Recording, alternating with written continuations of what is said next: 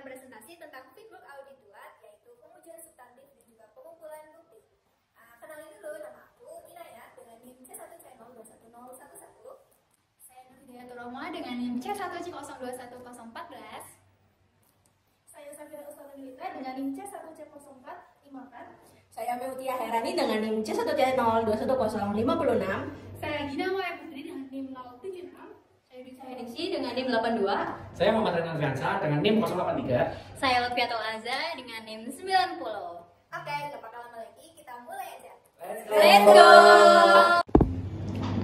Oke, untuk materi yang pertama, sebelumnya kita harus tahu dulu pengujian substantif itu sendiri merupakan prosedur audit yang digunakan untuk menguji adanya kekeliruan ataupun kesalahan material dalam yang dapat langsung memengaruhi saldo dalam laporan keuangan. Untuk pengujian yang pertama yaitu ada pengujian atas detail transaksi. Jadi pengujian ini itu digunakan auditor untuk pengujian kecermatan dari pencatatan transaksi yang ada di perusahaan. Tujuannya yaitu untuk menentukan bahwa transaksi yang ada di perusahaan itu telah diotorisasi dengan benar oleh pihak-pihak yang berwenang, kemudian dicatat dan juga diiktisarkan dengan benar pula dalam jurnal, serta diposting dalam buku besar dan juga buku pembantu dengan jumlah yang benar pula. Nah, dalam pengujian detail transaksi ini, auditor akan memilih sampel-sampel transaksi perusahaan untuk diperiksa secara menyeluruh untuk menguji dari keabsahan, kemudian kelengkapan dan juga akurasi dari transaksi tersebut yang dapat dilakukan oleh auditor dengan mengevaluasi bukti-bukti pendukung seperti misalnya faktur, kwitansi ataupun kontrak dari perusahaan untuk memastikan bahwa transaksi dari perusahaan tersebut itu memang telah benar-benar terjadi dan juga benar dicatat. Oke, untuk pengujian yang kedua yaitu pengujian saldo akun. Pengujian ini itu berfokus pada saldo akhir, baik untuk neraca atau laba rugi, dengan penekanan utama pada angka-angka yang terdapat dalam neraca saldo. Tujuannya yaitu untuk memastikan bahwa saldo akun telah benar dan juga mendeteksi adanya potensi kesalahan ataupun penyimpangan. Di sini auditor akan memeriksa ataupun memilih akun-akun signifikan, kemudian mengidentifikasi transaksi-transaksi yang berkaitan dengan akun tersebut dan juga memeriksa bukti-bukti pendukungnya untuk memastikan bahwa memang tujuan dari pengujian saldo akun ini terpenuhi. Untuk pengujian yang ketiga yaitu adanya pengujian prosedur analitis.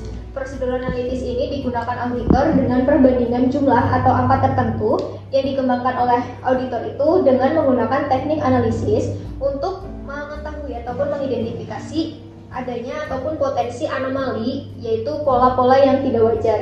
Biasanya auditor akan menggunakan ukuran-ukuran rasio, misalnya dengan membandingkan ukuran rasio dari tahun sebelumnya ataupun rasio perusahaan sejenis dan juga rasio dari rata-rata industri. Tujuan dari pengujian prosedur analitis ini yaitu untuk menunjukkan kemungkinan salah saji yang material dan juga untuk mengurangi prosedur pengujian yang lebih rinci. Jadi maksudnya dengan pengujian prosedur analitis ini, auditor akan menggunakan hasil analisisnya untuk memastikan bahwa jika terjadi hasil yang memiliki perbedaan yang signifikan ataupun ketidaksesuaian, maka auditor perlu untuk melakukan pengujian ataupun pemeriksaan selanjutnya yang lebih rinci.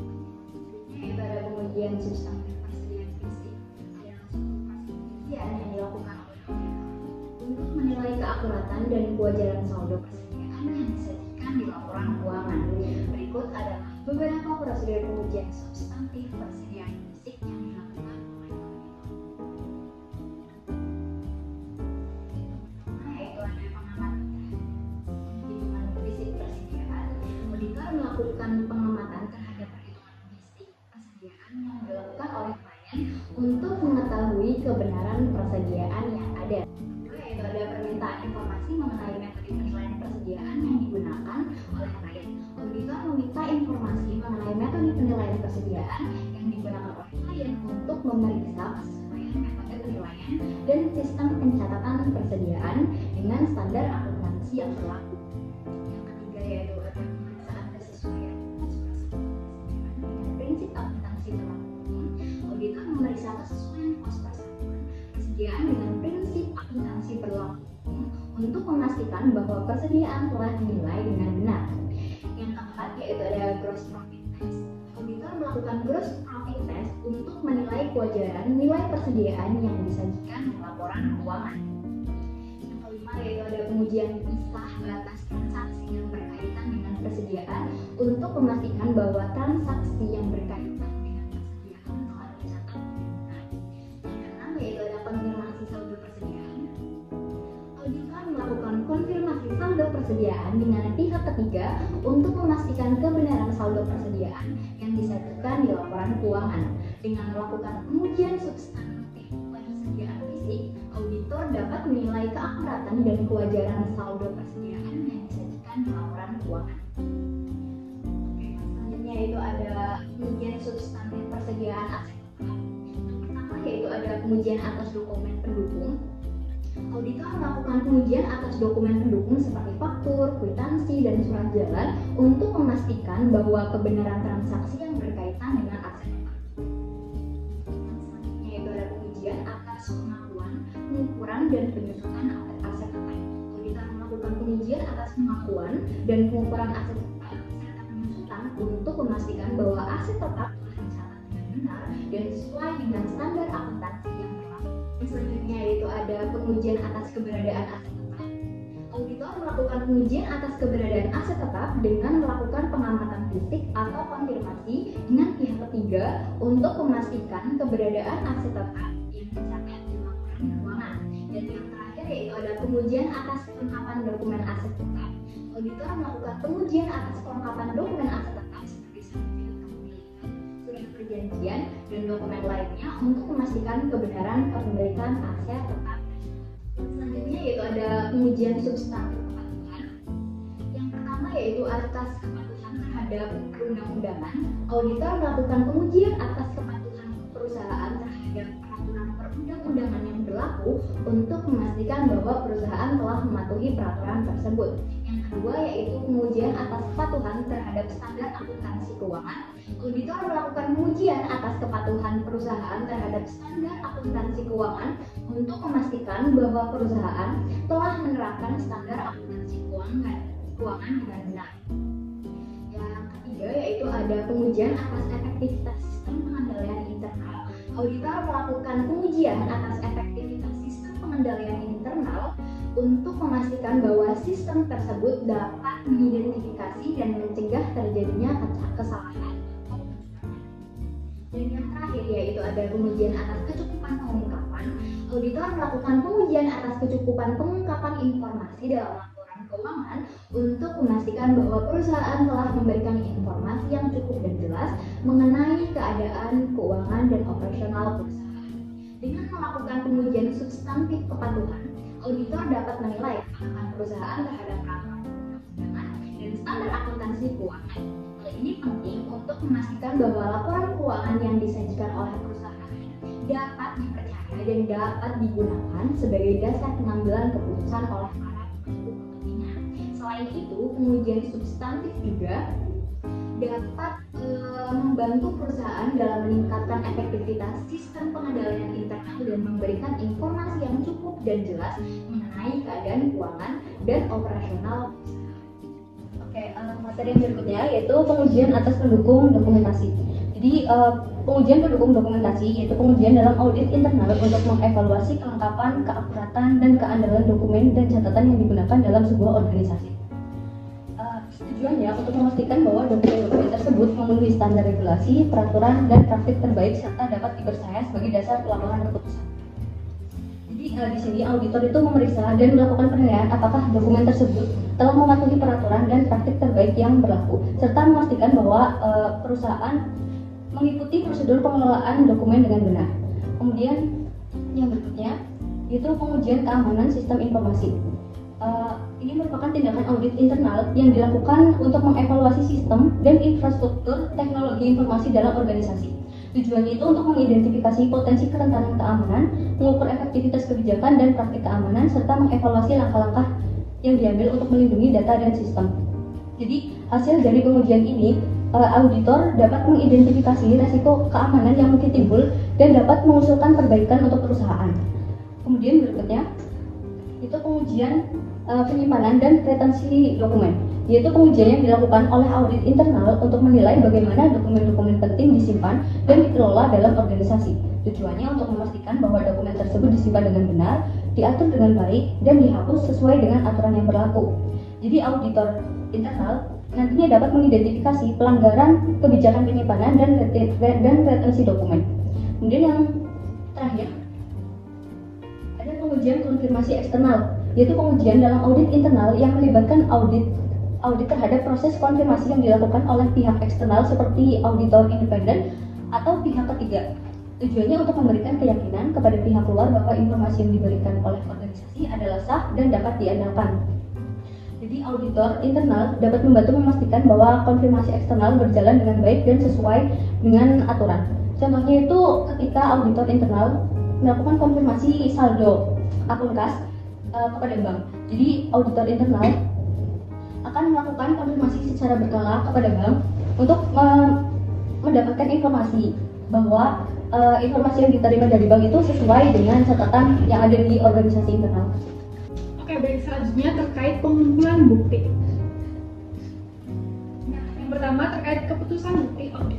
Keputusan penting yang dihadapi para auditor adalah menentukan jenis dan jumlah bukti audit yang tepat yang diperlukan untuk memastikan bahwa laporan keuangan telah disajikan secara wajar. Ada 4 keputusan yang harus dibuat mengenai bukti apa yang harus dikumpulkan dan berapa banyak. Yaitu yang pertama, prosedur audit. Rincian instruksi yang menjelaskan bukti audit yang harus diperoleh selama audit. Nah, yang kedua ada ukuran sampel, yaitu keputusan tentang berapa banyak item yang akan diuji harus dibuat oleh auditor pada setiap prosedur audit. Nah, yang ketiga ada item yang dipilih. Setelah menentukan ukuran sampel untuk suatu prosedur audit, auditor itu harus menentukan item-item mana dalam kalkulasi yang akan diuji. Nah, yang keempat ada penetapan waktu. Penetapan waktu audit dipengaruhi oleh kapan klien menginginkan audit diselesaikan dan saat auditor merasa yakin akan bukti audit dan staf audit tersebut. Selanjutnya terkait persuasivitas. Dengan menggabungkan semua bukti yang diperoleh dari suatu audit, auditor akan mampu memutuskan kapan ia merasa yakin untuk menerbitkan suatu laporan audit. Dua penentu persuasivitas bukti audit adalah ketepatan dan mencukupi. Nah, yang pertama terkait ketepatan bukti, yaitu ukuran mutu bukti yang berarti relevansi dan reliabilitasnya memenuhi tujuan audit untuk meyakinkan auditor terkait laporan keuangan itu disajikan secara wajar. Nah, yang selanjutnya terkait relevansi bukti harus berkaitan dengan tujuan audit yang akan diuji oleh auditor sebelum bukti tersebut dianggap tepat. Nah, yang ketiga reliabilitas bukti, yaitu tingkat bukti tersebut dianggap dapat dipercaya dan diandalkan. Nah, yang keempat yaitu kecukupan. Kuantitas bukti oleh ukuran sampel yang diperoleh auditor akan menentukan kecukupan. Nah, yang selanjutnya terkait 6 karakter reliabilitas bukti yang sudah dijelaskan sebelumnya, yaitu yang pertama ada independensi penyedia bukti, lalu ada efektivitas pengendalian internal, ketiga ada pengetahuan langsung auditor, kualifikasi individu yang menyediakan, lalu ada tingkat objektivitas dan yang terakhir ketepatan. Lanjut ya teman-teman. Selanjutnya ada materi jenis bukti audit. Nah, di sini terpampang ada 8 jenis bukti audit. Yang pertama ada pemeriksaan fisik atau physical examination. Nah, pemeriksaan fisik ini adalah inspeksi atau perhitungan yang dilakukan auditor atas aktiva atau aset berwujud. Jenis bukti ini paling sering berkaitan dengan persediaan dan kas, tetapi juga dapat diterapkan pada verifikasi sekuritas, wesel tagih, dan aset tetap berwujud. Nah, yang kedua ada konfirmasi. Konfirmasi ini menggambarkan penerimaan respon tertulis langsung dari pihak ketiga yang independen yang memverifikasi keakuratan informasi yang diminta oleh auditor. Respons dapat dalam bentuk kertas atau elektronik atau media lainnya seperti akses langsung auditor ke informasi yang dimiliki pihak ketiga. Nah, permintaan ini ditunjukkan kepada klien dan klien meminta pihak ketiga untuk meresponnya secara langsung kepada auditor. Karena konfirmasi berasal dari sumber pihak ketiga alih-alih klien, jenis bukti ini sangat dipercaya dan merupakan jenis bukti yang sering digunakan. Yang ketiga ada inspeksi. Inspeksi adalah pemeriksaan oleh auditor atas dokumen dan catatan klien untuk mendukung informasi yang tersaji atau seharusnya tersaji dalam laporan keuangan. Dokumen yang diperiksa oleh auditor adalah catatan yang digunakan klien untuk menyediakan informasi bagi pelaksanaan bisnis dengan cara yang terorganisasi, yang bisa juga dalam bentuk kertas, bentuk elektronik atau media lain. Yang selanjutnya ada prosedur analitis. Prosedur analitis ini terdiri dari evaluasi informasi keuangan melalui analisis atas hubungan yang masuk akal antara data keuangan dan non-keuangan. Sebagai contoh, auditor dapat membandingkan persentase margin kotor tahun berjalan dengan tahun sebelumnya. Proses analitis telah digunakan secara luas dalam praktik dan dibutuhkan selama fase perencanaan dan penyelesaian pada semua audit. Yang kelima ada tanya jawab atau wawancara. Ini upaya untuk memperoleh informasi secara lisan maupun tertulis dari klien sebagai respon atas pertanyaan yang diajukan auditor. Walaupun banyak bukti yang dapat diperoleh dari klien melalui tanya jawab ini, bukti itu biasanya tidak dapat dianggap sebagai bukti yang meyakinkan karena bukan dari sumber yang independen dan mungkin mendukung pihak klien. Yang keenam ada rekalkulasi. Rekalkulasi ini melibatkan pengecekan ulang atas sampel kalkulasi yang dilakukan oleh klien. Pengecekan ulang kalkulasi klien ini terdiri dari pengujian atas keakuratan perhitungan klien dan mencakup prosedur seperti perkalian faktur penjualan dan persediaan, penjumlahan jurnal dan buku tambahan, serta pengecekan kalkulasi beban penyusutan dan beban dibayar di muka. Yang ketujuh ada pelaksanaan ulang, yaitu pengujian independen yang dilakukan auditor atas prosedur atau pengendalian akuntansi klien yang semula dilakukan sebagai bagian dari sistem akuntansi dan pengendalian internal klien. Nah, yang terakhir ada observasi. Observasi ini terdiri dari mengamati prosedur atau prosedur yang sedang dilakukan oleh pihak klien. Auditor dapat mengunjungi lokasi pabrik untuk memperoleh kesan umum atas fasilitas klien atau mengamati para individu yang melaksanakan tugas-tugas akuntansi untuk menentukan apakah orang yang diserahi tanggung jawab telah melaksanakan tugasnya dengan baik. Baik, untuk selanjutnya itu ada dokumentasi audit. Nah, jadi dokumentasi audit adalah catatan utama tentang prosedur audit yang diterapkan, bukti yang ditemukan, dan kesimpulan yang dicapai auditor dalam melaksanakan penugasan. Lalu, untuk tujuan dokumentasi audit sendiri itu ada 4. Nah, yang pertama itu dasar bagi perencanaan audit. Nah, jadi dokumentasi audit akan menyediakan informasi untuk perencanaan audit yang efektif, seperti informasi tentang pengendalian internal, anggaran waktu untuk masing-masing area audit, program audit, dan hasil audit sebelumnya. Terus yang kedua, catatan bukti yang dikumpulkan dan hasil pengujian. Jadi, auditor menggunakan dokumentasi untuk menunjukkan kepada lembaga pembuat peraturan dan pengadilan bahwa audit telah direncanakan dan diawasi dengan baik, serta laporan audit itu mencerminkan hasil audit yang sudah benar. Lalu yang ketiga itu ada data untuk menentukan jenis laporan audit yang tepat. Nah, jadi dokumentasi audit membantu auditor memutuskan jenis laporan audit yang sesuai dengan bukti yang dikumpulkan berdasarkan situasi tertentu. Lalu yang keempat itu dasar review oleh supervisor dan partner. Nah, jadi file audit menjadi landasan utama bagi supervisor untuk mereview pekerjaan asisten, seperti memberikan bukti pengawasan yang memadai terhadap audit. Untuk selanjutnya itu ada file audit. Nah, jadi file audit sendiri itu dibagi menjadi 2. Yang pertama itu ada file permanen dan file tahun berjalan. Untuk file permanen sendiri merupakan kumpulan data historis yang berkaitan dengan audit saat ini dan mencakup hal-hal seperti yang pertama itu ada kutipan atau salinan dari dokumen perusahaan, lalu ada analisis akun tahun-tahun sebelumnya, lalu ada informasi terkait pengendalian internal dan penilaian risiko pengendalian. Terus yang terakhir itu ada hasil prosedur analitis dari audit tahun sebelumnya. Baik, untuk selanjutnya itu ada file tahun berjalan. Nah, jadi file tahun berjalan ini mencakup semua dokumentasi audit yang dapat diterapkan pada tahun yang diaudit. Nah, jenis informasi yang ada pada file tahun berjalan itu meliputi program audit seperti yang dicatat dalam file terpisah untuk memastikan koordinasi dan integrasi yang baik dalam seluruh bagian audit. Terus yang kedua itu ada informasi umum yang relevan untuk periode berjalan, bukan bukti spesifik yang mendukung jumlah laporan keuangan tertentu. Terus yang ketiga itu ada neraca saldo berjalan. Nah, jadi daftar akun buku besar umum dan saldo akhir tahun yang dikenal sebagai neraca saldo berjalan. Nah, jadi setiap pos dalam neraca saldo didukung oleh schedule utama yang berisi rincian akun dari buku besar yang membentuk total tersebut. Lalu yang keempat ada ayat jurnal penyesuaian dan klasifikasi. Nah, jadi jika auditor menemukan salah saji yang material dalam catatan akuntansi, laporan keuangan itu harus dikoreksi. Yang kelima itu ada schedule pendukung. Nah, jadi bagian terbesar dari dokumentasi audit yang disiapkan oleh klien atau auditor untuk mendukung jumlah spesifik dalam laporan keuangan. Nah, auditor itu bisa memilih jenis schedule yang sesuai dengan setiap aspek audit guna mendokumentasikan kecukupan audit. Nah, contoh dari schedule pendukung ini itu seperti analisis aktivitas, neraca saldo, rekonsiliasi, pengujian kelayakan, ikhtisar prosedur, pemeriksaan dokumentasi pendukung, informasional, dan dokumentasi dari luar. Untuk selanjutnya itu ada karakteristik dokumentasi audit. Nah, jadi yang pertama itu file audit harus diidentifikasi secara wajar. Nah, jadi setiap file audit harus diidentifikasi secara wajar seperti informasi nama klien, periode yang dicakup, gambaran isi, tanda tangan orang yang menyiapkan, tanggal persiapan, dan kode indeks. Lalu yang kedua, file audit harus memiliki indeks dan referensi silang.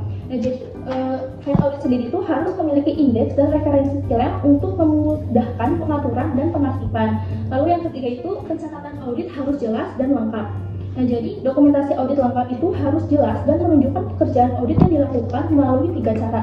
Yang pertama itu pernyataan tertulis dalam bentuk memorandum, penandatanganan prosedur audit dalam program audit, dan notasi langsung pada schedule menggunakan tanda centang yang merupakan simbol yang berdekatan dengan rincian schedule tersebut. Dan yang terakhir itu kesimpulan yang jelas. Jadi kesimpulan yang mengenai statement audit itu harus dipertimbangkan dengan jelas.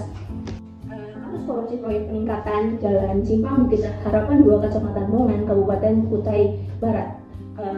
Adanya dugaan tindakan korupsi dalam proyek peningkatan Jalan Simpang Bukit Harapan 2 di Kabupaten Kutai Barat, Provinsi Kalimantan Timur yang dilaksanakan oleh PT Bunga Arafat sebesar 14 miliar sekian yang berasal dari bantuan keuangan Provinsi Kalimantan Timur pada tahun 2014. Proyek ini dimulai dengan adanya pemalsuan dalam proses lelang oleh saudara Adi Wijaya yang telah mengambil alih perusahaan PT Bunga Arafat untuk mendaftar dalam lelang dengan janji fee sebesar 1,5% kepada PT Bunga Arafat.